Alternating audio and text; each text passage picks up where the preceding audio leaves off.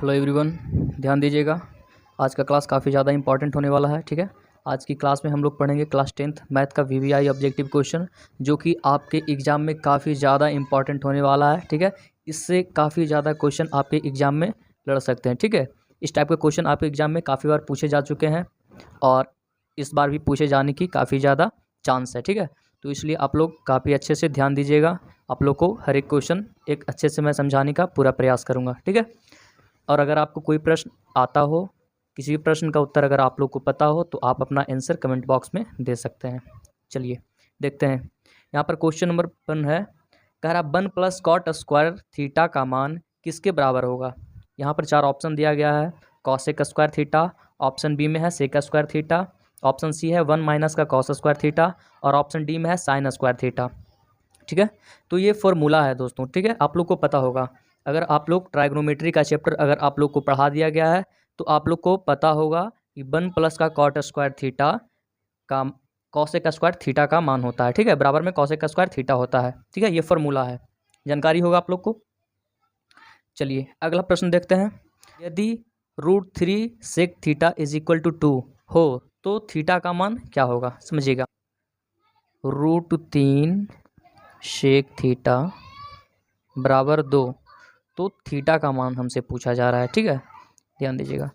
तो shake theta = 2, √3 इधर shake theta के साथ गुना में है ना, बराबर किस साइड इसको भेजेंगे तो ये क्या हो जाएगा, भागा में। क्या क्या, शेक थीटा बराबर 2/√3। ठीक है, तो शेक कितना डिग्री का मान 2/√3 होता है, आप लोग को जानकारी होगा। इस तरफ लिख देते हैं, शेक थीटा बराबर में 2/√3 शेक 30 डिग्री का मान होता है। शेक 30 डिग्री का है ना। अब यहाँ शेक से शेक कट जाएगा और थीटा बराबर क्या निकल के चला आया, 30 डिग्री। ठीक है, तो यहाँ पर क्या हो जाएगा, ऑप्शन नंबर बी आपका राइट आंसर हो जाएगा, है ना। देखिएगा प्रश्न संख्या 3 देखते हैं। अगला प्रश्न कह रहा है 2 sin 38 डिग्री बटे में 52 डिग्री का मान है। ठीक है, देखिएगा कह रहा है 2 sin 38 डिग्री, sin 38 डिग्री बटे में cos 52 डिग्री, cos 52 डिग्री है ना, 52 डिग्री, इसका मान पूछा जा रहा है हमसे। ठीक है, 2 को ऐसे ही रहने दीजिए। इसको हम कैसे लिख सकते हैं, sin 90 माइनस का 52 डिग्री, इसको लिख सकते हैं ना इस तरह से, बटे में cos 52 डिग्री।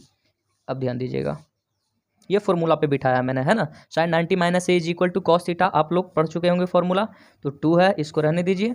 ठीक है, अब यहाँ से ध्यान दीजिएगा, sin 90 - थीटा किसके बराबर होता है, cos थीटा के बराबर। तो यहाँ लिखेंगे हम cos, और थीटा का मान क्या दिया हुआ है, 52, तो cos के जगह, थीटा के जगह पे 52 लिखेंगे, 52 डिग्री। अब बट्टे में क्या हो जाएगा, cos 52 डिग्री। अब यहाँ cos 52 से cos 52 कट जाएगा, क्या बच जाएगा यहाँ पे हमारा 2। यही हमारा आंसर हो गया। ठीक है, तो देखते हैं ऑप्शन नंबर ए में, देखिए यहाँ पे 2 दिया हुआ है, तो ऑप्शन नंबर ए हमारा राइट आंसर हो जाएगा, है ना। चलिए अगला प्रश्न कह रहा है कि यदि sin b = sin थीटा हो तो क्या होगा। ऑप्शन दिया हुआ है, b = theta, b = theta, b का मान जो होगा थीटा से बड़ा होगा, और कह रहा है डी में tan स्क्वायर थीटा के बराबर होगा, क्या होगा। ठीक है, चलिए देख लेते हैं इसका भी। देखिए दिया हुआ है sin b = sin theta, sin theta, sin से sin कट जाएगा, b = थीटा। ठीक है, क्या आ गया यहाँ पे आंसर हमारा, b = थीटा, यानी कि ऑप्शन नंबर बी हमारा राइट आंसर हो जाएगा, है ना। चलिए प्रश्न संख्या 5 देखते हैं। 4 प्रश्न कर लिए हम लोगों ने। प्रश्न संख्या 5 कह रहा है 1 - का sin स्क्वायर a किसके बराबर होगा। ऑप्शन दिया गया है, ए में sin स्क्वायर a के बराबर, बी में कह रहा है cos स्क्वायर a के बराबर, सी tan स्क्वायर a के बराबर, और डी में है sec स्क्वायर a के बराबर। ठीक है, चलिए हम लोग फार्मूला पढ़ चुके हैं ट्राइग्नोमेट्री में, sin square a plus cos square a = 1 होता है ना, है ना। अब हम cos स्क्वायर a बराबर में 1 है, तो 1, sin स्क्वायर इधर प्लस का है ना, बराबर किस साइड जाएगा तो क्या इसका चिन्ह बदल जाएगा, माइनस का हो जाएगा, माइनस का sin स्क्वायर a। ठीक है, तो यही पूछ रहा था ना हमको कि sin स्क्वायर a किसके बराबर होता है, तो किसके बराबर होता है, cos स्क्वायर a के बराबर, यानी कि यहाँ पर ऑप्शन नंबर बी हमारा राइट आंसर हो जाएगा। ठीक है, चलिए अब यहाँ पर छठा प्रश्न हमारा देखिएगा, कह रहा है यदि tan थीटा बराबर √3, यदि tan थीटा बराबर √3 तो थीटा का मान क्या होगा। ठीक है, देखिएगा कह रहा है tan थीटा बराबर में दिया हुआ है √3, तो थीटा का मान पूछ रहा है। अच्छा, tan थीटा में बताइएगा √3 कितने डिग्री का मान होता है। tan थीटा में बताइएगा √3 कितने डिग्री का मान होता है। tan 60 डिग्री का है ना, tan 60 डिग्री का मान होता है।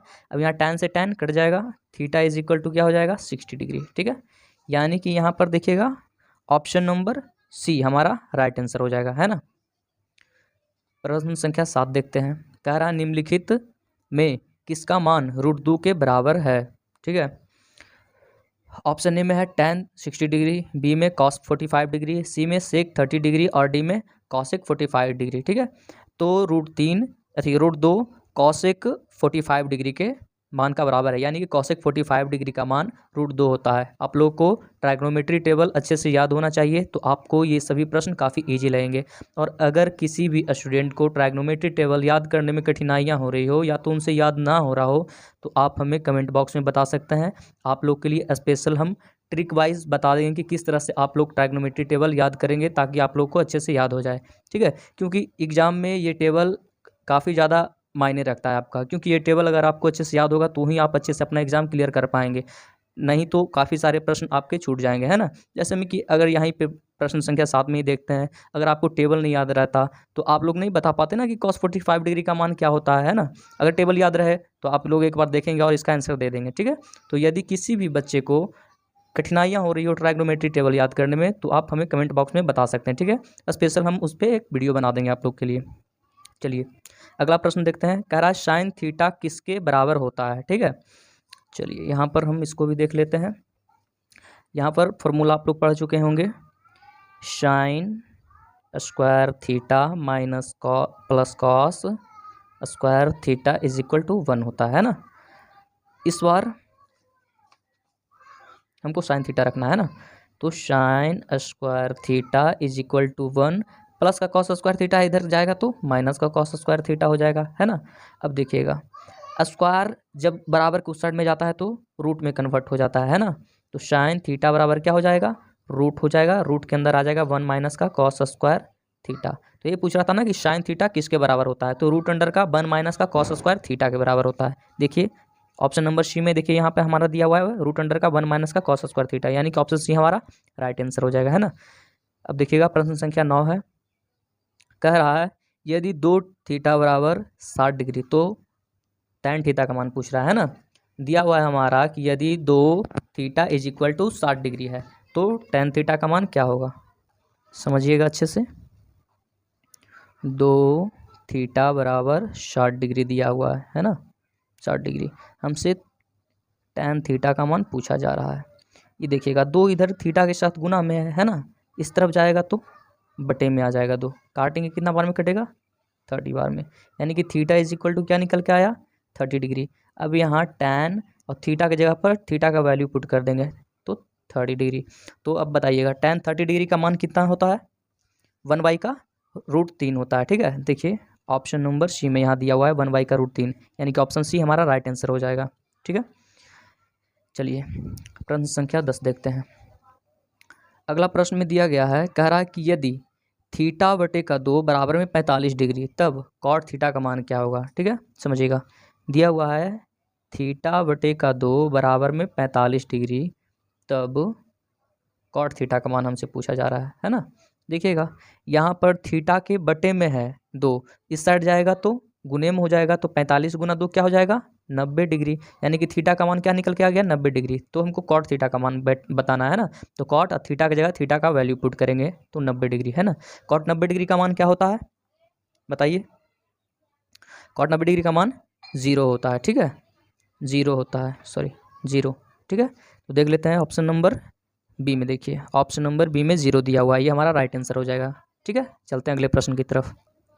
प्रश्न संख्या 11 देखिएगा, कह रहा है निम्नलिखित में से कौन सी प्रमेय संख्या है। ठीक है, कुछ ऑप्शन यहाँ पे दिया गया है और पूछ रहा है कि इन ऑप्शन में से कौन सी संख्या जो है प्रमेय संख्या है। ठीक है, प्रमेय संख्या का परिभाषा क्या है बाबू, प्रमेय संख्या का परिभाषा है, कहता है प्रमेय संख्या कि यदि कोई भी संख्या p बटा q के रूप में हो या वैसी संख्या जिसे हम p बटा q के रूप में व्यक्त कर सकते हैं, वैसी संख्या प्रमेय संख्या कहलाती है ना।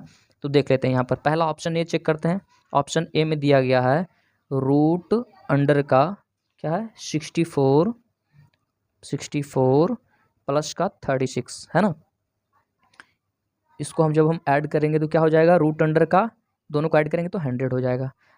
रूट 100 किसके बराबर होता है, रूट 100 का मान 10 है ना, 10 का वर्ग होता है ना, ठीक है।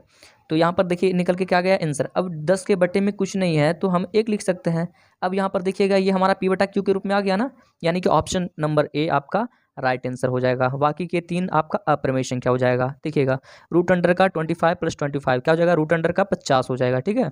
जो कि ये जब इसको हम रूट से बाहर निकालेंगे तो ये पॉइंट में कुछ करके आंसर आ जाएगा, जो कि एक अप्रमेय संख्या कहलाता है, ठीक है। चलिए अगला प्रश्न देखते हैं। प्रश्न संख्या 12 कह रहा है 0 कौन सी संख्या है, ठीक है, शून्य कौन सी संख्या है। तो देखिएगा शून्य है। अब इसके बटे में कुछ नहीं है तो हम 1 लिख सकते हैं, है ना। तो देखिए ये हो गया p बटे q के रूप में आ गया ना, तो ये भी हमारा क्या हो गया, एक परिमेय संख्या। तो ये भी हमारा हो जाएगा क्या, परिमेय संख्या। चलिए प्रश्न संख्या 13 है। इसमें कह रहा है कि रूट 20 का प्रमेयीकरण गुणांक क्या होगा, यानी कि रूट 20 में कितना से हम गुना और कर देंगे कि ये एक प्रमेय संख्या हो जाएगा। रूट 20 से एक अप्रमेय संख्या है ना। चलिए तो क्या करेंगे हम लोग, रूट 20 का सबसे पहले हम लोग कर लेंगे गुणनखंड। 2 से लगाएंगे क्या लग जाएगा 10, फिर से 2 से लगाएंगे क्या लग जाएगा 5, और 5 से लगाएंगे तो एक बार में लग जाएगा, है ना। यानी कि क्या आ गया 2 गुने में 2 गुने में 5। यहाँ देखिए 2 का तो 2 को जोड़ा लग रहा है, ठीक है, पर 5 का लग रहा है क्या, इसके लिए हमको एक और 5 की आवश्यकता है, तब ये 5 का जोड़ा लग जाएगा ना, है ना। यानी कि रूट 20 में है, यदि हम एक रूट 5 से और गुना कर दें तो ये क्या हो जाएगा, रूट अंडर का विपचे का 100। अब ये बाहर आ जाएगा रूट से तो क्या हो जाएगा 10 बटे में कुछ नहीं तो 1। अब देखिए ये एक परिमेय संख्या हो गया, है ना। यानी कि इसका प्रमेयीकरण गुणांक क्या हो जाएगा बाबू, रूट अंडर का 5, ठीक है। यानी कि ऑप्शन नंबर देखिए यहाँ पे सी दिया हुआ है, ये आपका राइट आंसर हो जाएगा, है ना। प्रश्न संख्या 14 देखिएगा, कह रहा है पाई एक डैश है। हमको लोग को बताना है कि पाई क्या है, प्रमेय संख्या है, पूर्णांक संख्या है, अप्रमेय संख्या है, या इनमें से कोई नहीं है, ठीक है। देखिए ये बहुत ही वीवाई क्वेश्चन है, अधिकांश बार एग्जाम में ये क्वेश्चन पूछा जा चुका है, ठीक है, कि पाई कौन सी संख्या है। तो आप लोग को बिल्कुल भी कंफ्यूज नहीं करना है, ठीक है। पाई का मान क्या होता है, 22 बटे का 7 होता है, ठीक है। और इसको जब आप डिवाइड करेंगे, यानी कि 22 को जब 7 से भागा देंगे तो ये पूर्णतः नहीं कटेगा बाबू, ये कुछ ना कुछ इसमें शेषफल हमेशा बचते रह जाएगा, ठीक है। इसलिए पाई को हम p बटा q के रूप में नहीं लिख सकते हैं, ठीक है। ये नहीं समझ लीजिएगा कि पाई है तो पाई को हम 22 बटा 7 लिख सकते हैं तो ये p बटा q के रूप में आ गया तो ये परिमेय संख्या हो गया, नहीं, ठीक है। पाई क्या है, एक अप्रमेय संख्या है, ठीक है। चलिए अगला प्रश्न संख्या 15 है, कह रहा है रूट 10 गुने का रूट 10 है, ठीक है।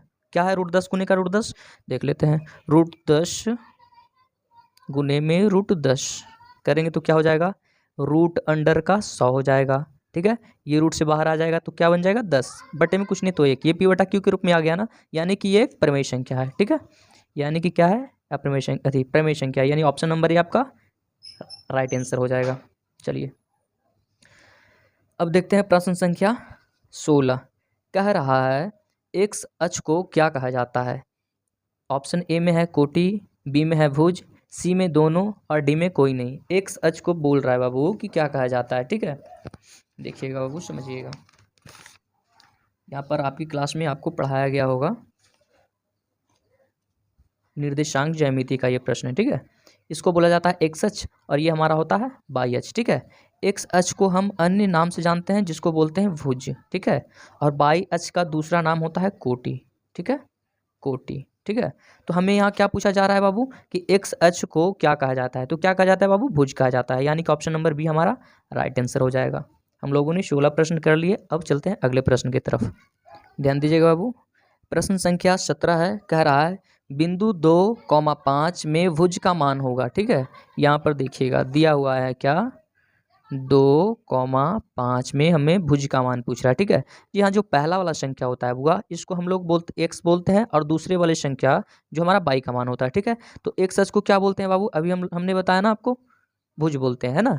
तो भुज का मान क्या हो गया यहाँ पे 2, ठीक है। तो यहाँ पर देखिएगा 2 किस ऑप्शन में, ऑप्शन नंबर बी में, तो ऑप्शन नंबर बी हमारा राइट आंसर हो जाएगा, ठीक है। चलिए क्वेश्चन नंबर 18 देखिएगा, कह रहा है तृतीय चतुर्थांश के किसी बिंदु के निर्देशांक के भुज कोटि का चिन्ह होगा। ठीक है, तृतीय निर्देशांक में पूछ रहा है बाबू कि भुज कोटि का चिन्ह क्या होगा। ठीक है, पहला वाला जो होता है हमारा बाबू, इसको प्रथम चतुर्थांश बोला जाता है, इसको बोला जाता है द्वितीय चतुर्थांश, इसको बोला जाता है तृतीय चतुर्थांश और इसको चतुर्थ चतुर्थांश। ठीक है, इसमें दोनों ही चिन्ह हमारा प्लस का होता है बाबू। ठीक है, इसमें हमारा एक चिन्ह प्लस का और माइनस का होता है, और तृतीय चतुर्थांश में दोनों ही चिन्ह हमारा माइनस का होता है। ठीक है, और इसमें एक माइनस और एक प्लस का चिन्ह होता है। ठीक है, तो हमें तृतीय चतुर्थांश पूछ रहा था ना, यानी कि इसका दोनों ही चिन्ह क्या होगा, माइनस में होगा। ठीक है, तो देखिएगा ऑप्शन नंबर सी में हमारा दोनों ही चिन्ह माइनस में दिया गया है ना, यानी कि ऑप्शन नंबर सी आपका राइट आंसर हो जाएगा। चलिए क्वेश्चन नंबर 19 देखिएगा, कह रहा है बिंदु -2√2 -2 किस चतुर्थांश में स्थित है। ठीक है, यहाँ पर देखिएगा क्या दिया हुआ है, -2√2 और दूसरा है -2। यहाँ पर देखिएगा दोनों ही चिन्ह हमारा क्या है, माइनस में आया है ना। तो हम क्या बताए थे बाबू, तृतीय चतुर्थांश में देखिए दोनों ही चिन्ह हमारा क्या माइनस में है ना, तो यानी कि किस चतुर्थांश में स्थित है बाबू, तृतीय चतुर्थांश में, यानी कि ऑप्शन नंबर सी इसका भी राइट आंसर हो जाएगा। चलिए प्रश्न संख्या 20 देखते हैं, कह रहा है एपी एक दिया गया है बाबू, जिसमें 2 4 6 8 एपी दिया गया है, इसका बोल रहा है कि सर्वांतर है, क्या होगा, सर्वांतर पूछ रहा है। ठीक है, एक एपी दिया गया है बाबू 2 4 6 8 और इसका सर्वांतर हमें पूछ रहा है। ऑप्शन ए में है 3, बी में 2, सी में 4 और डी है -2। ठीक है, काफ़ी इजी प्रश्न है। देखिएगा सर्वांतर यानी कि वह डी पूछ रहा है हमसे, है ना, और दिया गया एपी 2 4 6 8, यानी कि हमारा प्रथम पद हो गया A1, ये हो गया द्वितीय पद यानी कि A2। तो डी का फॉर्मूला क्या होता है बाबू, A2 माइनस का A1, है ना। तो A2 क्या दिया गया है बाबू 4 और माइनस का A1 क्या दिया गया है 2, तो 4 में से 2 जाएगा, क्या बच जाएगा बाबू, 2 बच जाएगा, है ना। यानी कि सर्वांतर हमारा क्या निकल के चला आया 2, यानी कि ऑप्शन नंबर यहाँ पर बी आपका राइट आंसर हो जाएगा। चलिए अगला प्रश्न है, यदि किसी समानांतर श्रेणी में A30 माइनस का A20 बराबर 50 हो। ठीक है, यानी कि A30 और A20 का अंतर कितना है, 50 है। तो पूछ रहा है कि कह रहा है श्रेणी का सर्वांतर क्या होगा, इसमें डी का मान पूछ रहा है। ठीक है, देखिएगा यहाँ पे हमें क्या दिया गया बाबू, A30 माइनस का A20 इज इक्वल टू 50 दिया गया है ना। हमसे पूछा क्या जा रहा है, डी का मान पूछा जा रहा है। बहुत ही ईजी है। A30 को हम कैसे लिख सकते हैं बाबू, A प्लस का 29D लिख सकते हैं, माइनस A20 कह रहा है, A20 का क्या हो जाता है फॉर्मूला, A प्लस का 19D, है ना, बराबर में क्या दिया हुआ है 50। चलिए A प्लस का 29D माइनस प्लस माइनस का ए हो जाएगा, माइनस प्लस माइनस का 19D हो जाएगा, इज इक्वल टू 50 हो जाएगा। ठीक है, अब यहाँ प्लस का है माइनस का है, कैंसिल हो जाएगा, है ना। बच गया क्या, 29D में से 19D जाएगा, कितना बच जाएगा, 10D बच जाएगा, है ना, बराबर में क्या बच जाएगा 50। अब देखिएगा ये 10 जो है डी के साथ गुना में इस तरफ जाएगा तो भागे में हो जाएगा, यानी कि 50, ये 10 इसके भागे में आ जाएगा, है ना, बट्टे में आ जाएगा। काटेंगे तो कितना बार में, 5 बार में कट जाएगा, यानी डी बराबर यहाँ कहाँ निकल के चला है बाबू 5, यानी कि 5 आपका राइट आंसर हो जाएगा। ठीक है, यानी देखिएगा ऑप्शन नंबर सी में दिया गया है 5, ऑप्शन नंबर सी हमारा राइट आंसर हो जाएगा। चलिए 21 प्रश्न हम लोगों ने कर लिए, अब आगे का करते हैं। ठीक है, प्रश्न संख्या 22 है बाबू, कह रहा है यदि समानांतर श्रेणी का एनवा पद an बराबर 9 माइनस का 5n है तो A7 बराबर, देखिए ये भी प्रश्न काफ़ी ज़्यादा आसान है। ठीक है, दिया हुआ है an बराबर दिया हुआ है 9 माइनस का 5n, है ना। हमसे पूछा क्या जा रहा है, A7 बराबर क्या होगा, है ना। यहाँ पर देखिएगा A7 n के जगह पर क्या है बाबू 7, यानी कि n बराबर हमारा क्या दिया हुआ है 7 दिया हुआ है ना। चलिए तो वैल्यू पुट कर देते हैं। ठीक है, A7 बराबर क्या हो जाएगा 9 माइनस का 5n। ठीक है, चलिए यहाँ पर 9 है तो 9 माइनस का 5 इंटू n के जगह पर क्या दिया हो गया है बाबू 7, तो 7 वैल्यू पुट कर दीजिए। 9 माइनस का 7 25 का गुना करेंगे तो क्या हो जाएगा बाबू 35 जाएगा, घटेगा कितना आ जाएगा 26। छोटे पद में से बड़ा पद को घटाया जा रहा है इसलिए चिन्ह माइनस का होगा। ठीक है, चलिए यहाँ पर आपका राइट आंसर क्या हो जाएगा, ऑप्शन नंबर ए। ठीक है, प्रश्न संख्या 3 पे ध्यान दीजिएगा। अगला प्रश्न है, कह रहा है यदि समानांतर श्रेणी का 7वां पद 4 है एवं इसका सर्वांतर 4 है तो इसका प्रथम पद क्या होगा। ठीक है, क्या क्या दिया गया है यहाँ पर, 7वां पद 4 है, यानी कि आपका A7 बराबर दिया गया है 4, और क्या कह रहा है इसका सर्वांतर भी 4 है, यानी कि सर्वांतर क्या, डी भी दिया गया है 4 यहाँ पे, ठीक है। हमसे पूछ रहा है प्रथम पद, ठीक है, तो प्रथम पद हमारा क्या होता है, a1, ठीक है, ये हमसे पूछा जा रहा है, ठीक है। सातवां पद का फॉर्मूला क्या होता है बाबू, a प्लस का 60, ये हमारा सातवां पद का, ये 7 का फॉर्मूला होता है ना। चलिए, तो a प्लस का 6 इंटू डी के जगह पर क्या वैल्यू दिया गया है, 4, तो पुट कर दीजिए बराबर में a7 का मान दिया गया है, ये भी 4 रख दीजिए। a प्लस का 6 इंटू 4 क्या हो जाएगा, 6 चौका 24 हो जाएगा बराबर में 4, यानी कि a बराबर में 4 है तो 4, 24 इधर प्लस का है, बराबर को उस साइड जाएगा तो चिन्ह बदल जाएगा, माइनस का हो जाएगा। a बराबर में 4 में से 24 जब हम घटाएंगे तो ये क्या आ जाएगा निकल के, माइनस का 20, ठीक है। a का मान पूछा जा रहा था, a का मान क्या आ गया हमारे पास, माइनस का 20, देख लीजिए ऑप्शन नंबर बी में आपका दिया गया है माइनस का 20, ठीक है। अगला प्रश्न देखिएगा, कह रहा है कि 2 कॉस स्क्वायर 60 डिग्री का मान है, ठीक है। ऑप्शन ए में है 1/4, बी में 1/3, सी में 1/2 और डी में 1/5। चलिए ये भी ध्यान दीजिएगा, क्या दिया गया है, 2 कॉस स्क्वायर 60 डिग्री का मान पूछा जा रहा है ना। 2 है, कॉस 60 डिग्री का मान क्या होता है, 1/2 है ना, तो 1/2 स्क्वायर है तो इस पर स्क्वायर लगा दीजिए, तो 2 गुने में 1 का स्क्वायर क्या हो जाएगा, 1 बटे में 2 का स्क्वायर क्या हो जाएगा, 4, ठीक है। 2 गुना 1 करेंगे तो क्या हो जाएगा, 2, अब बटे में 4 है तो बटे में 4 काटेंगे तो 2 दूनी का 4, ऊपर कुछ नहीं है तो 1, क्या आ गया निकल के, 1/2, ये आपका राइट आंसर हो जाएगा। देखिए ऑप्शन नंबर सी में आपका दिया गया है 1/2, तो ऑप्शन नंबर सी आपका राइट आंसर हो जाएगा। प्रश्न संख्या 25 कह रहा एक असंभव घटना की प्रायिकता क्या होगी, यानी कि ऐसी घटना की प्रायिकता आपसे पूछी जा रही है जो कि कभी घटे ही ना हो, ठीक है, जो कि कभी हो ही नहीं सकती है। तो बाबू जो कभी हुई ही नहीं तो उसकी प्रायिकता क्या हो जाएगी, 0। ये क्वेश्चन काफ़ी ज़्यादा इंपॉर्टेंट है, अक्सर ये भी क्वेश्चन एग्जाम में काफ़ी बार पूछा जा चुका है, ठीक है, इसलिए ध्यान दीजिएगा। जब भी आपसे पूछा जाए कि एक असंभव घटना की प्रायिकता क्या होगी तो 0, ठीक है, जो हुई ही नहीं 0 मार दीजिएगा। प्रश्न संख्या 26 देखिएगा, कह रहा है यदि कॉट थीटा बराबर 1/√3 तो थीटा का मान पूछा जा रहा है, ठीक है। देखिए कह रहा है कॉट थीटा बराबर 1/√3, ठीक है, तो थीटा का मान पूछा जा रहा है। तो कॉट थीटा बराबर, कॉट कितनी डिग्री का मान 1/√3 होता है, 60 डिग्री का, है ना, तो लिखेंगे हम कॉट 60 डिग्री, इसके जगह पर इसका मान लिख दिए, ठीक है। अब यहाँ देखिए कॉट से कॉट कट जाएगा, यानी कि थीटा बराबर क्या निकल के चला है, 60 डिग्री, ठीक है। थीटा का मान पूछा जा रहा था ना, देखिए ऑप्शन नंबर सी में आपका दिया गया है 60 डिग्री, यानी कि ऑप्शन नंबर सी आपका राइट आंसर हो जाएगा। प्रश्न संख्या 27 देखिएगा, कह रहा है कॉट 0 डिग्री का मान होगा, कॉट 0 डिग्री का मान क्या होता है, अपरिभाषित होता है, ठीक है, यानी ऑप्शन नंबर ए आपका राइट आंसर हो जाएगा।